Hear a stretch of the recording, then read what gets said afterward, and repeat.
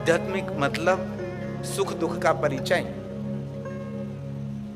चढ़ाव उतार का परिचय, मान सम्मान का परिचय। आध्यात्मिक मतलब मेरे जैसा तिलक करना, वो तो हमारा यूनिफॉर्म है। माला पहनना, माला जप करना, दिवाले शिवाले जाना। लेकिन आध्यात्मिक का अर्थ है जीवन में पूरी समझ होनी चाहिए, इसलिए बहुत जीवन में आवश्यक है। जीवन जीने के लिए, कोई भी क्षेत्र में आगे बढ़ने के लिए आध्यात्मिक होना बहुत जरूरी है।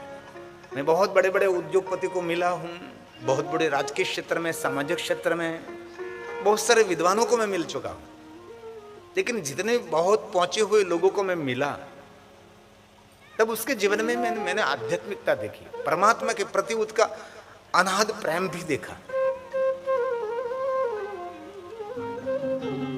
इतने ऊंचाई पर पहुंचे हुए लोगों को मैं मिला होगा, हम तो वहां तक पहुंचने के लिए कल्पना भी नहीं कर सकते। ऐसे लोगों को मैं मिला हूं, लेकिन उनके निकट आकर पता लगता है कि परमात्मा के प्रति उनका कितना भाव है, प्रभु के प्रति कितनी श्रद्धा है, और डिप्रेशन रहित उसका जीवन रहता है। कोई हताशा नहीं, कोई निराशा नहीं, कोई तनाव नहीं। हर कभी सोचे तो हमारे पास तो कुछ भी नहीं, तो अभी हम तनाव में रहते हैं, हम डिप्रेशन में रहते हैं, हम हताश रहते हैं, हम निराश रहते हैं, हम उदास रहते हैं। क्यों? कहां मेरे जीवन के लिए कुछ हम पीछे क्यों रह रहे हैं? इसलिए कथा आपके जीवन में एक प्रकाश देती है, एक रास्ता दिखाती है। अब मुझे क्या करना चाहिए, कैसे मुझे मेरा जीवन निर्माण करना चाहिए, मुझे किस रास्ते पर जाना चाहिए। एक कथा के माध्यम से बहुत कुछ मिलता है। इसलिए जो कथा सुन रहे हैं उनके लिए भगवान व्यास के सभी वचन हैं। तवेव जीवन, तवेव जीवनं धन्यं, तवेव जन्म सफलम्। जो कथा सुन रहे हैं उसके लिए कहा, कितनी सुंदर बात। जन्मों उसका सफल है जो भगवान महादेव की कथा का श्रवण कर रहे हैं। और क्या कहा पता, सुनिए जरा। तवेव जननी धन्या, तवेव जन्मो धन्या, तवेव जन्मो धन्या। उसके मातोश्री को धन्यता दी जिनका बेटा कथा सुन रहा है। जन को मतलब पिता, उसके पिताजी को धन्यता दी जिनका बेटा भगवान की कथा श्रवण कर रहा है। भगवान व्यास ने हमारे सबके माता पिता को भी याद किया। ये सभी श्लोक शिव महापड़ ग्रंथ के हैं, बीच में से मैंने उठाया है। कथा तो मैं क्रमश आपके समक्ष कहने का प्रयास करूंगा। और आपको शंका होगी कि पहले मैं बहुत समय पहले आया तो मैं गुजराती बोल रहा था, आज मैं हिंदी में कथा गा रहा हूं। और आप सभी जानते हैं कि हमारा बहुत सारे श्रोता हिंदी भाषी हैं। गुजराती भाषा हमारे लिए सरल है, लेकिन दूसरे के लिए गुजराती भाषा सरल नहीं है, बहुत कठिन है गुजराती। तो हम गुजरातियों के लिए सारी दुनिया सरल लगती है, गुजराती भाषा भी सरल लगती है।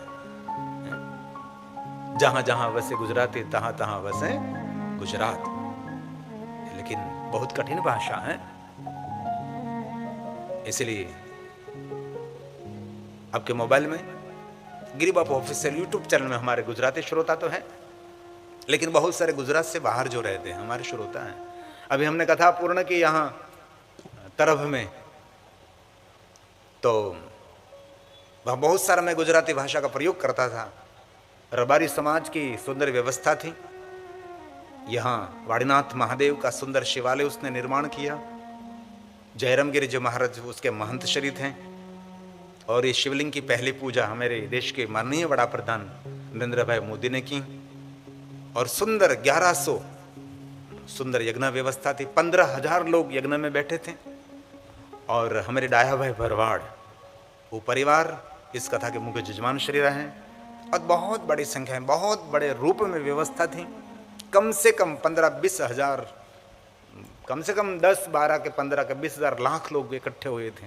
वहां चलने की जगह नहीं मिलती थी, इतनी बड़ी व्यवस्था वहां थी। वहां मैं कथा पूर्ण करके आया तो रबारी समाज कि एक धर्मस्थान था और जयराम गिरी वर्तमान वहाँ महंत रहे और डायाबे भरवाड़ इस कथा के आयोजक रहे, जजमान श्री रहे। वहाँ में बहुत सारा गुजराती बोलता। तब गुजराती जब मैं बोलने लगता तब इतने फोन आले, जो कि वो कथा धर्म संदेश चैनल और आस्था इंटरनेशनल और हमारी गुजरात के सदविद्या चैनल और हमारे गिरी बापू ऑफिशियल यूट्यूब चैनल में प्रसारित हो रही थी। बहुत सारे फोन आने लगते, बाबूजी को कहो गुजराती बंद करे, हिंदी में बोले, हिंदी में बोले, हिंदी में बोले। और यहाँ तो हम केंद्र शासित प्रदेश के पास ही हैं। ये केंद्र शासित प्रदेश में आ रहा है ये प्रांत, कांति भाई, ये केंद्र शासित प्रदेश में है। ये हम गुजरात में नहीं है, अभी केंद्र शासित प्रदेश में है। वाह सरस, लो आए तो बधी छुट्टी।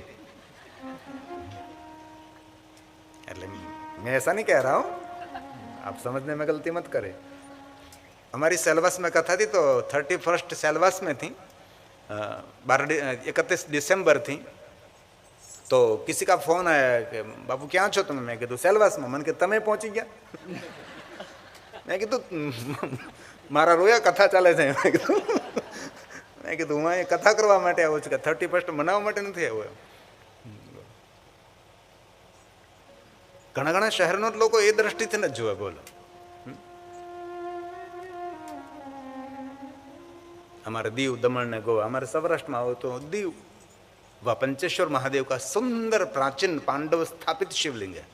गंगेश्वर महादेव जिनका नाम है, समंदर का पानी जिनको स्नान कराते हैं।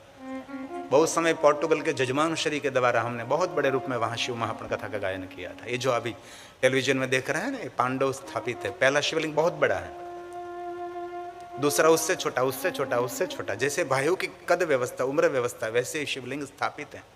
कभी आप दीव के तरफ आप जाए तो जरूर, पंचेश्वर पंचलिंग है और गंगेश्वर महादेव का सुंदर स्थान है।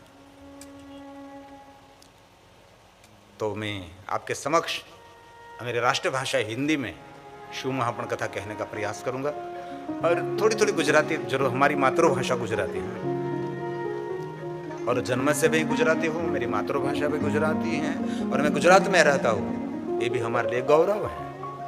हम कहीं भी भारत देश के अंदर जाते हैं तो गुजरात से हैं, गुजरात से हैं, ऐसा शब्द निकलता है, गुजरात से आप।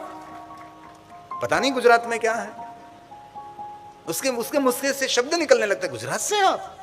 क्यों निकलते हैं पता? इस भारत देश को पूज्य महात्मा गांधी गुजरात ने दिया, सरदार वल्लभ भाई पटेल गुजरात को। गुजरात ने क्या नहीं दिया?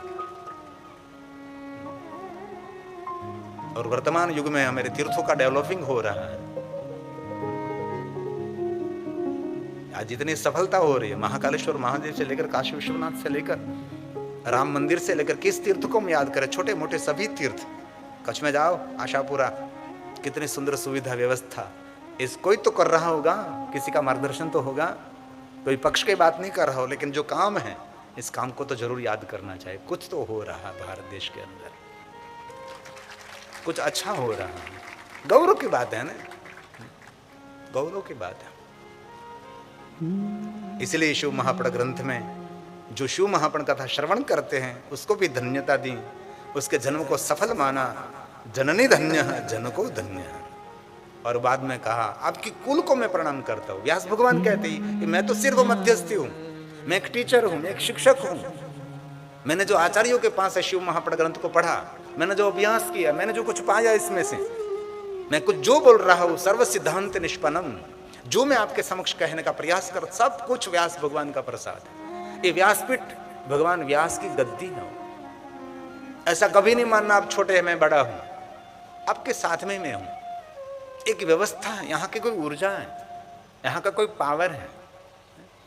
इसलिए कोई छोटे नहीं, कोई बड़े नहीं है।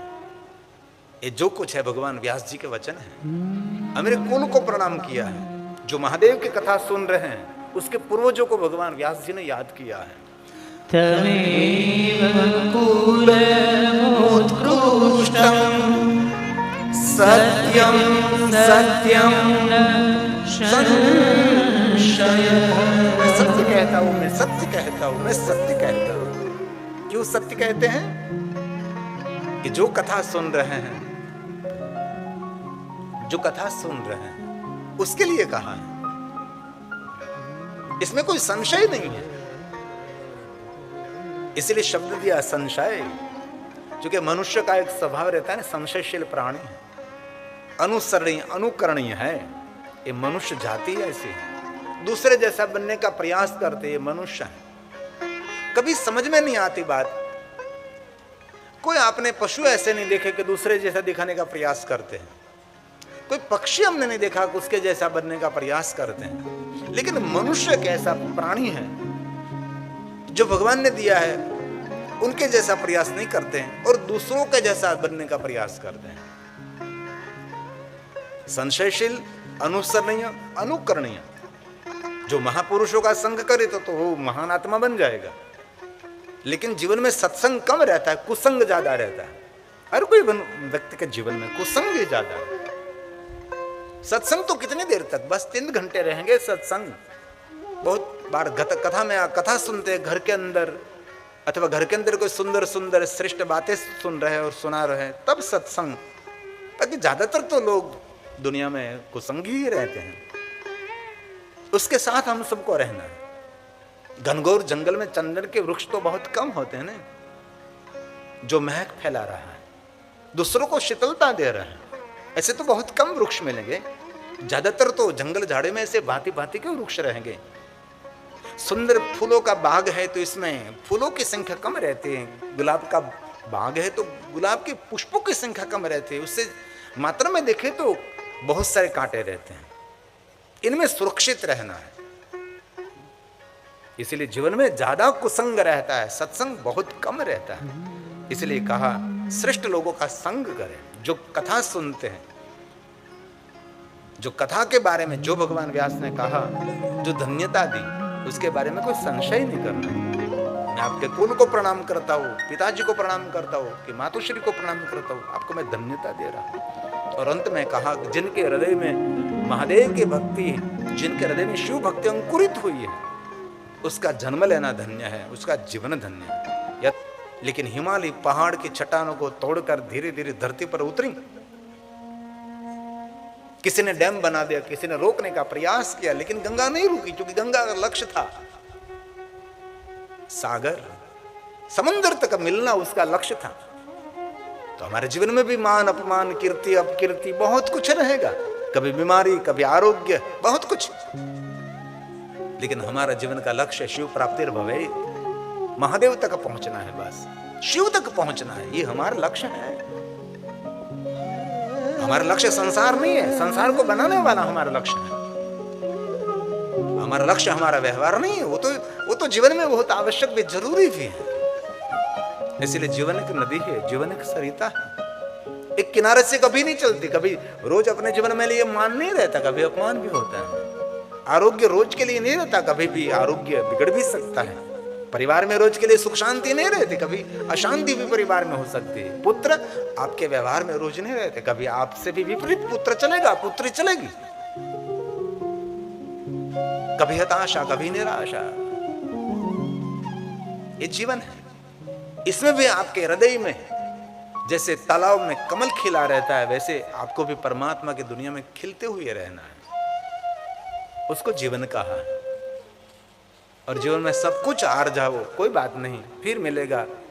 लेकिन जीवन में कभी हिम्मत नहीं हारना है, बस आगे बढ़ते रहो, कदम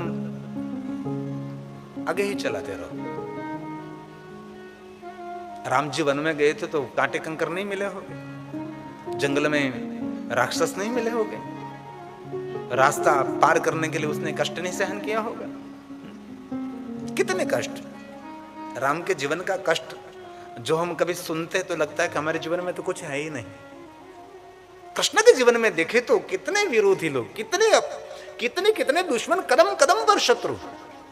कितना सुंदर वृंदावन धाम, रमन रहती, यमुना का तट छोड़कर कहां सागर के तट पर बसे। कितने सुंदर हमारे द्वारका, कितने सुंदर बेट द्वारका। लेकिन गौरव करते हैं हम बेट द्वारका, हम जाएंगे तो अभी जहाज में बैठकर नहीं जाना पड़ेगा, अब तो चलकर भी जा सकते हैं, क्योंकि ब्रिज बन गया, ब्रिज बन गया। कितनी सुंदर व्यवस्था भारत देश के अंदर हो रही है। पहले 4 धाम की यात्रा के लिए 10-15 दिन निकल जाता था, अब जल्दी आप 6-7 दिन में, 5 दिन में यात्रा कर लेंगे। और आने वाले समय तो 4 धाम हिमालय की यात्रा बहुत कम समय में कर सकोगे, इतना काम चल रहा है। कितनी सुंदर सुविधा व्यवस्था भारत देश के अंदर हो रही है। तो जीवन को जरा समझे, गहरा से समझे, जीवन को जरा गहरा से देखें। एक सरीखा समय किसी का नहीं रहता है, लेकिन आज आनंद से, उल्लास से कथा में आप बैठे हैं। कथा सुनकर आपके जीवन में कुछ अनुसरण हो सके न हो सके कोई बात नहीं, लेकिन 3 घंटे आप शांति से बैठिए, क्योंकि जीवन में सब कुछ है लेकिन शांति नहीं है। इसीलिए परमात्मा की कथा शांति देती है। लंबे श्वास लीजिए, आराम से भगवान शिव जी को याद करिए, और आपके कर्ण में आपको मैं महादेव की कथा सुना रहा हूं। शिव जी के बारे में मैं बहुत सारी बातें आपको कहने का प्रयास करता हूं। जीवन को अपडेट करने के लिए, जीवन को अति आगे ले जाने के लिए बहुत सारी छोटी छोटी बात आपको बताने का प्रयास करूंगा, लेकिन आप आज महादेव की कथा सुन रहे हैं। धन्य शिव महाप्रणस्य कथा परम पावनी, यस्य श्रवण मात्र पापिया न पी। सब मुक्ति का अधिकार है। शिव की दुनिया में कोई पुण्यवान नहीं, कोई पाप, न पापम न पुण्यम न सौख्यम न दुखम, न कुछ भी नहीं। ये हमारे सबके मनोभाव हैं। इसलिए पाप और पुण्य की बात छोड़कर आप भगवान महादेव की कथा सुन रहे हैं।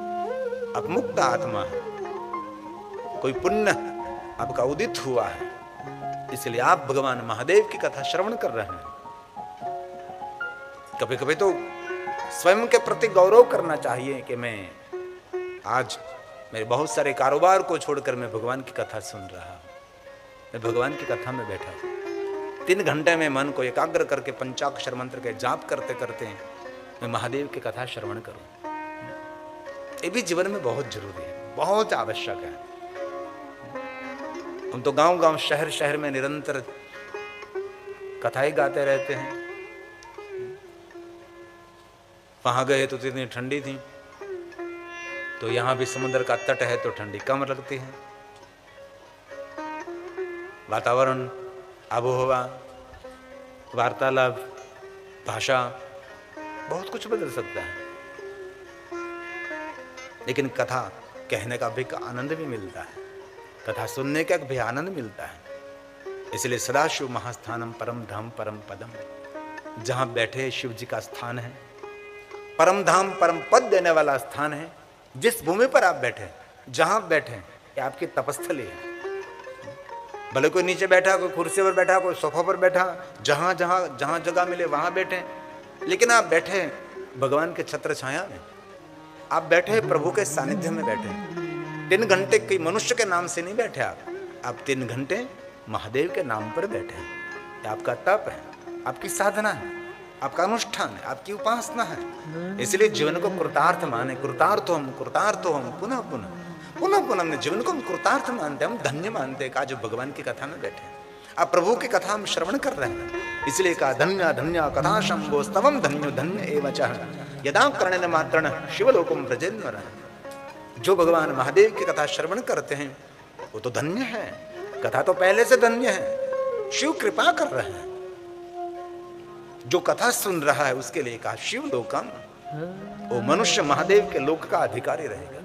शिवलोक मतलब कोई व्यवस्था होगी, पता नहीं ऊपर क्या है कि नीचे क्या है, जो कि जैसा ऊपर है वैसा नीचे है। ऐसा नहीं मानना कि ऊपर ही आकाश है नीचे भी आकाश है।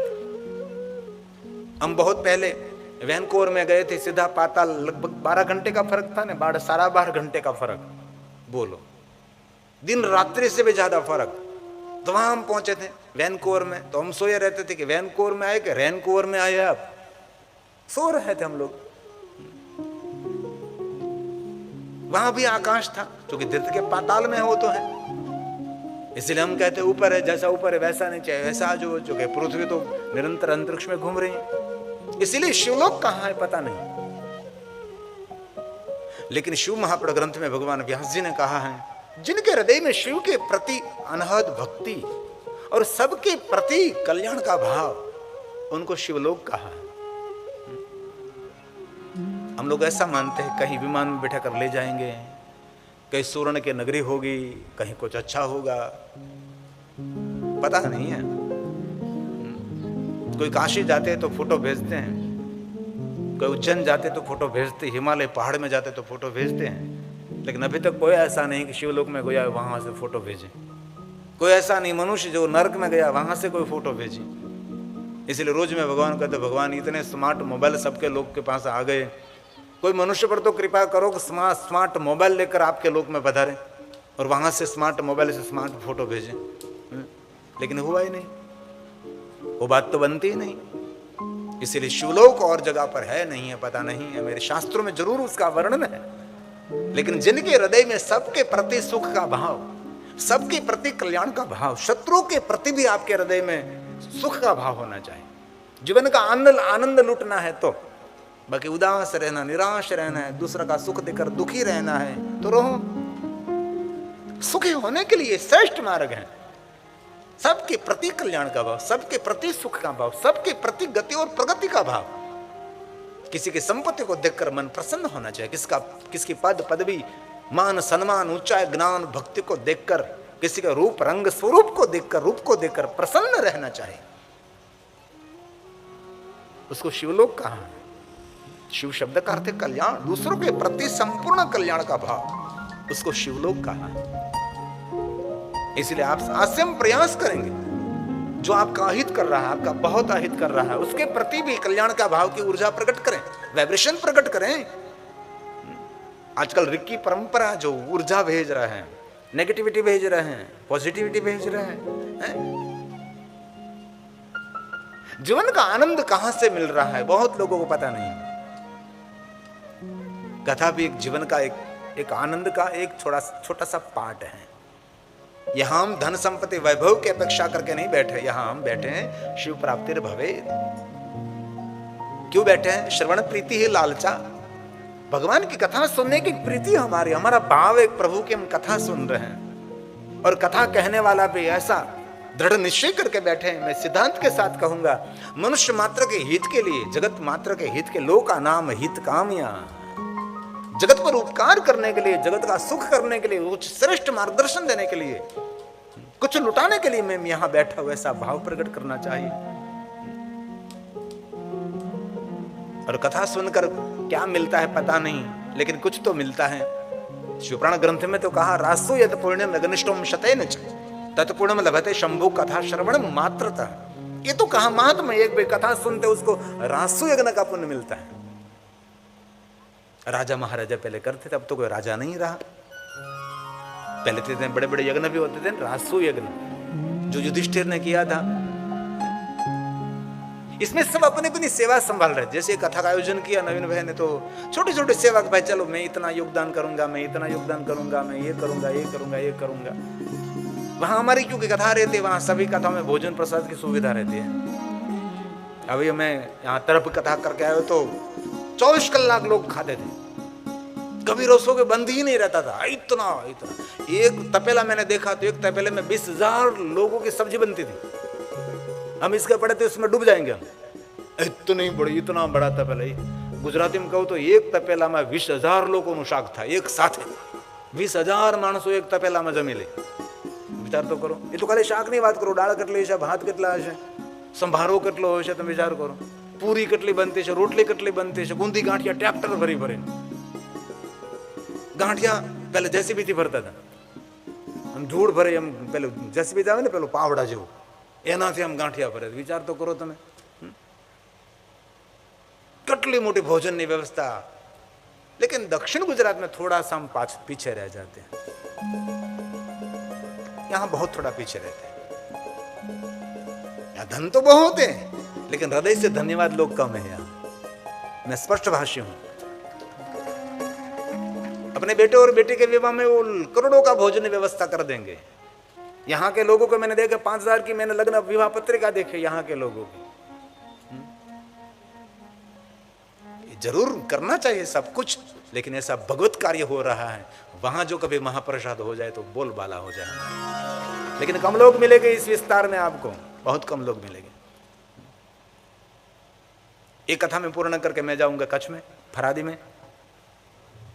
एक कथा आस्था टीवी में लाइव प्रसारण है, आस्था इंटरनेशनल में भी है, हमारे सदविद्या चैनल में तो निरंतर रहती है, गिरिबाप ऑफिशियल में तो आपके मोबाइल में रहती है। 24 घंटे तक रसोई घर खुला रहता है। यहां क्यों हम पीछे रह जाते हैं पता नहीं होता। कुछ नहीं कुछ मार्गदर्शन की कमी हो गई। केंद्र शासित प्रदेश में धन की तो कमी नहीं रहती। और एक बात कहूं हंसने के लिए, आप बुरा न मानो तो, हाँ के ना कहूं, बहुत समय के बाद मैंने कुकड़े की आवाज सुनी। बहुत समय बीत गया, बहुत समय बीत गया। जब मैं यहाँ वापी के पास महेश भाई गाम क्यों पेलू, महेश भाई क्यों गाम कहेवाय, वापी ની બાજુમાં વલવાડા ને મહેશ ભાઈ નો આપણો વલવાડામાં જ્યારે હું કથા કરવા આવ્યો તો ચારે મારી બારી પાસે રોજ કુકડો બોલતો, સવારમાં રોજ। ને કેટલા સમય પછી મને કુકડાનો અવાજ સાંભળવા મળ્યો, બોલો કેટલા સમય પછી એટલો આનંદ આવ્યો કુકડાનો અવાજ સાંભળતા।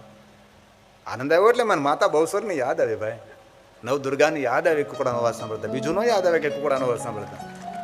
કુકડા તારી બોલી મને મીઠી મીઠી લાગે, કુકડો મીઠો લાગે એમ બોલને ભાઈ, સીધું ગાને કુકડાની ભાષા બોલા, કુકડા તારી બોલી। બહુ સમય પહેલે ગામનું નામ નહીં આપું, કથા કરતો હતો તો અમારો ઉતારો હતો ને બાજુમાં રોજ કુકડો 5 વાગે કુક થઈ જાય। તે મેં કીધું આ કુક થઈને કેમ બંધ થઈ જાય છે? દાદી હતા બાજુમાં, દાદી મેં કીધું આ કુકડો પૂરું કેમ બોલી નથી શકતો? તો કે પૂરું ક્યાંથી બોલે, તમારા દાદાને રોજ એક કુકડો જોઈ, સવારમાં 5 વાગે કુક કરે બોલે।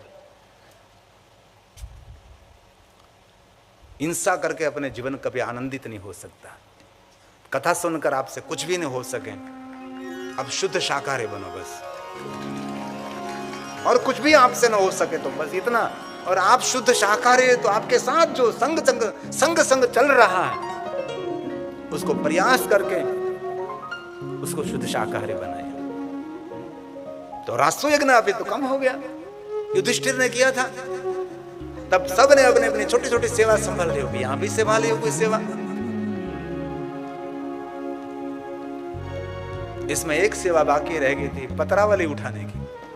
आपको पता है, आप हम जब पंजाब की ओर जाते हैं ना, पंजाब में भी पटियाला में कथा हमारी है, तो वहां पता है आपको, बहुत धनपति बहन, बहुत सारे धनपति भाई, ये लोग जूते की सेवा स्वीकारते। जूते की जब कथा सुनने के लिए आते हैं ना, उसके जूते संभालते हैं और ठीक से रखते हैं, और जो टूट गया है तो ठीक कर लेते हैं, और जो मिट्टी वाला है तो उसको साफ कर देते। जूते की सेवा, बूट चप्पल सरखा करवानी सेवा। प्रभु की कथा हो रही तो कम से कम और सेवा न मिले, ये सेवा संभाल लेते हैं। मैंने देखा है कभी कभी सोमनाथ में पंजाब की ओर से जो भाई बहन आते हैं, उसके दुपट्टे से सोमनाथ की सीढ़ी को साफ सफाई करते, पोछा लगाते हैं। अब अपने दुपट्टे से क्या सेवा भाव होता है। सेवा करने से और कुछ मिले ना मिले, लेकिन सेवा करने से मेरा अनुभव है आनंद बहुत मिलता है, खुशी मिलती है। मैं कुछ कर रहा हूं, मैं कुछ कर रहा हूं। परमात्मा द्वारकाधीश भगवान कृष्ण जी ने रासयज्ञ में क्या सेवा स्वीकार, जग प्रसिद्ध पंक्ति हो गई, दुनिया ये पंक्ति को जानते हैं। पतरावली उठाने की सेवा, जूठ उठाने की सेवा, क्योंकि सेवा तो सेवा होती है, और जग प्रसिद्ध ये पंक्ति है। आशा जीवन निर्माण कर रहा है, इसलिए बहुत ज्यादा नहीं, श्लोकम श्लोकार्ध, आधे श्लोक का तो पाठ करो। धर्म ग्रंथ का अध्ययन करना चाहिए। हमें ऋषि मुनियों ने, हमारे पूर्वजों ने हमारे लिए बहुत कुछ मार्गदर्शन दिया है। कैसे रहन सहन होनी चाहिए, कैसे खाने पीने होनी चाहिए हमारी, कैसा हमारा व्यवहार होना चाहिए, परिवार में कैसे रहना चाहिए, समाज में कैसे रह सकते, बहुत सारी बातें मेरे धर्म ग्रंथों में। इसलिए शिव महापुराण ग्रंथ के लिए कहा, श्लोकम श्लोकार्ध यह पठे भक्ति से युक्त स पापान मुचित क्षणा, तो मनुष्य एक क्षण में जीवन के पापों में से मुक्त हो जाएगा। और इस ग्रंथ की पूजा करनी चाहिए, भक्ति अर्चने सदा, तो दिने दिने अश्वमेधस्य, उस अश्वमेध यज्ञ का फल मिलेगा जो शिव महापुराण ग्रंथ का पूजन करते हैं। और बाद में कहा नमस्कुर्यात् दूरतः, दूर से जो शिव महापुराण ग्रंथ को नमस्कार करता है, सर्वदेवार्चनम फलम च, भुवन के विश्व के सभी देवी देवताओं के पूजा अर्चन का फल, पूजा अर्चन का फल सिर्फ दूर से शिव महापुराण भगवान को प्रणाम करने मात्र से मिलता है। ऐसा भाव व्यास भगवान ने प्रकट किया है। और सुनिए, गायन्तो अहर्निशम, दिन रात जो शिव महापुराण ग्रंथ का गायन करता है, उसके लिए कहा देवा इंद्र पुरोगमा, देव समूह के साथ इंद्र उपस्थित रहता है उसकी सेवा करने के लिए। लेकिन वो किसके लिए कहा? दिन रात जो इस कथा का गायन करते हैं। दिन रात तो संभव नहीं है, जो करते हैं दिन रात कथा का गायन, उसकी सेवा के लिए इंद्र उपस्थित रहता है, अकेला नहीं, देव समूह के साथ रहेगा। ये बात शिव महापुराण ग्रंथ में की। और कहा शिव पुराण ग्रंथ का सप्त संहिताओं के साथ पाठ करेंगे, परिपूर्ण पढ़े जस्तु, तो उसके लिए कहा सजीवन मुक्तोच्यते एत शिव पुराण। शिव पुराणम हि 7 संहिता, सप्त संहिता आदर के साथ, मान सम्मान के साथ। कोई भी पुस्तकों का पाठ करें मान सम्मान के साथ। और कई लोगों को आदत होती है पुस्तक पढ़ते पढ़ते उल्टा रख देते हैं। बहुत सारे विद्यार्थी, ऐसा कभी नहीं करना चाहिए। ये पुस्तक का अनादर माना जाता है ना, ऐसे पढ़ते पढ़ते ऐसे कर देते हैं। नहीं, वहां कुछ रख दीजिए। कई लोग पुस्तक पढ़ते पढ़ते उसका पत्ता टेढ़ा कर देते हैं, वो भी पुस्तक का अपमान है। ऐसा कभी नहीं करना चाहिए। आपके घर में श्रेष्ठ पुस्तक होनी चाहिए। आपके बैग में एक छोटा सा सुंदर पुस्तक होना चाहिए जो जीवन को मार्गदर्शन करने वाला हो। ऐसे बहुत सारे पुस्तक, धर्म ग्रंथ न रख सके कोई बात नहीं, क्योंकि धर्म ग्रंथ समझना समझाना सरल नहीं मिलता। ऐसे बहुत सारे लेखकों ने बहुत जीवन के उपयोगी, टाइम मैनेजमेंट से लेकर जीवन को कैसे आगे ले जाए, जिस बिजनेस में आप इस बिजनेस के बारे में बहुत सारी बातें लिखी रहती हैं, उनमें बहुत सारे। इसीलिए पुस्तक पढ़ने का आदत बने। मोबाइल से पढ़ना नहीं चाहिए, क्योंकि वो जो किरण होती है ना आँख को खराब कर देते हैं। कई लोग मोबाइल में पढ़ते हैं, थोड़ी देर के लिए ठीक है, 1-2-3 सूत्र पढ़ लिया तो एक बात अलग है, लेकिन बहुत सारी बातें इसमें पढ़नी नहीं चाहिए, क्योंकि ये आँख को डैमेज करती है। इसमें जो किरण निकलती है नुकसान करती है। इसलिए पुस्तक पढ़े, और कम प्रकाश में कभी नहीं, पूर्ता प्रकाश होना चाहिए पुस्तक पर, जो पढ़ने में थोड़ी आपको दिक्कत नहीं होगी, थोड़ी तकलीफ नहीं पड़ेगी। इसलिए पुस्तक पढ़िए। मोबाइल जरूर थोड़ा सा सूत्र पढ़ लिया, थोड़ा सा देख लिया, लेकिन बहुत सारे देखने से इस शरीर का 99.99% आधार ये आँख का है। आँख नहीं है तो कुछ भी नहीं है मेरे पास। इसलिए आँख का जतन करें, आँख की संभाल रखिए। आपके आँख में कुछ भी नहीं है तो फिर डॉक्टर को दिखाते रहो, साल में 1 बार 2 बार। कुछ भी नहीं है, आँख अच्छे से चल रही है तो अभी आँख का बहुत ध्यान रखना चाहिए, क्योंकि आज हम सारी दुनिया देख रहे हैं, आँख से देख रहे हैं। आँख नहीं है तो अंधकार। इसलिए कभी कभी सुबह में भगवान को आभार व्यक्त करें, भगवान तूने सुंदर सृष्टि बनाई, लेकिन सुंदर सृष्टि कौन देख सकता है? परमात्मा आपके तरफ से जिनको आँख मिली है, इनमें मैं भाग्यवान हूँ। भगवान आपने मुझे आँख दी है, मैं आभार व्यक्त करता हूँ आपका, मैं धन्यवाद व्यक्त करता हूँ। कभी तो सुबह में उठकर मुझे ये नहीं मिला, मुझे ये नहीं मिला, मुझे ये नहीं मिला, ये कोई जीवन है? मुझे 2 हाथ दिए भगवान आपने, 2 पैर दिए मुझे आपने, सुंदर आँख दी, नाक दिया, कान दिया, क्या नहीं दिया? सुंदर बाल दिए, बाल झड़ गए, जिनके टाल है उसको पूछो कैसा लग रहा है? मोटू क्या उदी धो पता न लगे। आभार व्यक्त करे, भगवान आपने मुझे इतना सुंदर बाल दिया। टाल वाला माथे हाथ फेरो बात करो तो ये भी भाग्यवान है ना। झंझट नहीं, तेल की झंझट नहीं, शैम्पू नहीं। कोई ने मोटू जो हुए तो सीधे कोई हमें टाल थी तो मोटू देखा है हमें, ये भी एक आनंद की बात है ना। इसलिए घबराने की बात नहीं, वो भी कृपा समझिए। ये भी कृपा है समझो। सप्त संहिता मादरा परिपूर्ण एत शिव पुराणम हि परिपूर्ण पठे जसो सजीवन मुक्त उच्यते जीवन मुक्त उच्यते।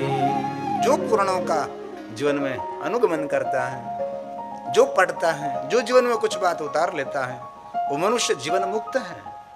उसको कभी बंधन नहीं लगता, वो मुक्त ही रहता है। बंधन तो हमारे मन का कारण है ना, मन से बंधे है, बाकी तो सब कुछ छूट जाता है। अंतिम बेला जब आती है, अंतिम बेला, अंतिम श्वास हर व्यक्ति को लेना पड़ता है, कोई व्यक्ति को लेना, सबको लेना पड़ता है, तब सब छूट जाता है। मन से बंधे है कि मेरे बिना ये मेरी पत्नी नहीं जिएगी, सब जी लेते हैं। मेरा पति नहीं रहेगा मेरे बिना, ये तो वहम है, पति तो रह सकता है। पुत्र नहीं रह सकता, पुत्री का, ये सब अपने मन का कारण है। सब अपनी दुनिया में चलते रहते हैं, कुछ भी नहीं रहता। नहीं, बहुत समय पहले मैंने एक दृष्टांत सुना था, गुजराती में कहूँ। एक ऊँट वालों भाई ऊँट લઈને જતો હતો, 21 ઊંટ કોઈ જગ્યાએ રાત્રે રોકાણ હતો, એના ખીલા વિષ જ હતા, એક ઊંટ છૂટો રહેતો હતો. તો બધા ઊંટને તો બાંધી દીધા ખીલાવ સાથે, એક ઊંટ છૂટો રહેતો, આમથી આમ ઘૂમતો ફિરતો રહે. તો હવે શું કરવું આના? બીજો એકમાં બે બંધાય નહીં, બાંધે. હવે કરવું શું? એમ એક માણસે કહ્યું એક કામ કરો, એ ઊંટને પકડીને તમે ખોટું બાંધી દો. ઊંટને પકડીને ખોટી રીતે બાંધી દીધો, ઊંટ બેસી ગયો, હવે બંધાઈ ગયો છે. સવારે બધાએ 20 ઊંટને છોડ્યા. આને કંઈ છોડવાની જરૂર નહોતી, કારણ કે આને તો ખોટું બાંધ્યું હતું. તો 20 ઊંટને છોડ્યા એટલે હાલવા લાગે ને આ ઊભો જ ન થયો. બોલો, પછી કહ્યું આ કેમ? આને તો બાંધો નથી તો ઊભો નહીં થયો. તો કે એને ખોટું છોડો, હવે ખોટું છોડો, ઊભો થઈને હાલવા લાગ્યો. આપણું આવું છે બધું, આપણે ખોટી રીતે બંધાયેલા છીએ.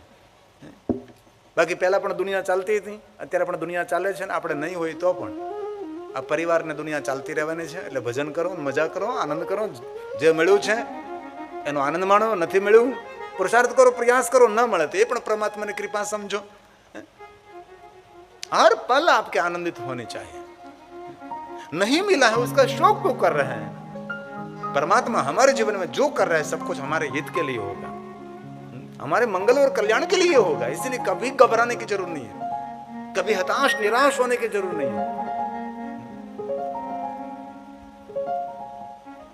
कभी घनघोर अंधकार में देखे, आकाश में तो अंधकार नहीं है, पूर्णिमा है. कितना सुंदर चंद्र शीतलता दे रहा था, कितने सुंदर आकाश में तारे टमटमा रहे थे. उसको पता है आप देख रहे हैं, लेकिन आनंद तो आप मना रहे. क्या बात है! परमात्मा ने कितने आकाश में सुंदर सितारे हैं. कभी कहीं जगह पर चैन न पड़े तो आपको कितने भाग्यवान है. समंदर तट नजीक है, समंदर के तट पर बैठ जाइए. उछल रहा है, पूरा खा रहा है, तो अभी आनंद मना रहा है. तो डिप्रेशन को, हताशा, निराशा है तो समंदर का तट उसके लिए श्रेष्ठ है. समंदर की लहरें, जल के जलकण डिप्रेशन को दूर करता है, हताशा को दूर कर सकता है, निराशा को दूर कर सकता है. इसलिए कभी कभी समंदर के तट पर बैठिए आप. यहाँ से कितने किलोमीटर दूर है नवीन भाई समंदर का तट? 20 किलोमीटर, 2 किलोमीटर, 3 किलोमीटर? 3 किलोमीटर. ओ बहुत सुंदर. तो 3 किलोमीटर यहाँ समंदर है. कोई समंदर के तट पर कोई पीते हैं, समंदर के तट पर हम तो जाकर माला जाप करेंगे. जो शिव महापुराण ग्रंथ में कहा है, कोई सरिता के तट पर, कोई सरोवर के तट पर, कोई देवालय शिवालय में जाकर जो जाप तप करने का पुण्य मिले, उससे करोड़ों गुना पुण्य सागर के तट पर बैठने से, जाप तप करने से मिलता है. ये समंदर का किनारा है यहाँ. जो कि अंत में तो सभी सरिता समंदर को मिलते हैं ना. सप्तगंगा हो, सागर को मिलते हैं, सब सागर को ही मिलते हैं.